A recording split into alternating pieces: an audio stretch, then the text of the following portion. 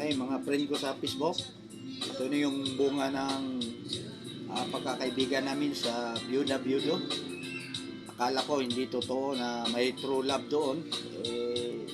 Baka sakali lang ako. Pero ang totoo pala, mayroon palang true love.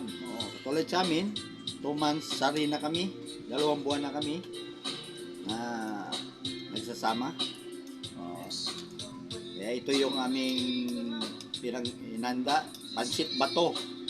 Para matibay ang aming pagmamahalan. Kaya pansit bato. Hindi magigiba ang pag-ibig namin, ang pagmamahalan namin. Magamat kami may mga karanasan, mga byudo kami. Ako, 8 months pa lang ako byudo.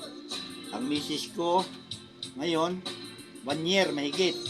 Kaya nagtagpo kami at nagmamahalan. Kaya ito yung resulta, maganda ang aming samahan. Akala ko tapos ng lahat, wala nang, puro na lang kaming pagdadalamhati sa aming mahal sa buhay. Pero ito, napalitan. Mahal namin ang aming mga mahal sa buhay na mayapa na. Pero nandito kami na para ipagpatuloy namin ang buhay ng pamilya. Ito yung misis ko, si Maritis Ulit Mendoza. Ako naman si Felipe Del Puerto Mindanyo Jr. Mga friend ko sa Facebook, mayroon din palang matagpuan natin sa Facebook, lalo na Byuda-Byudo.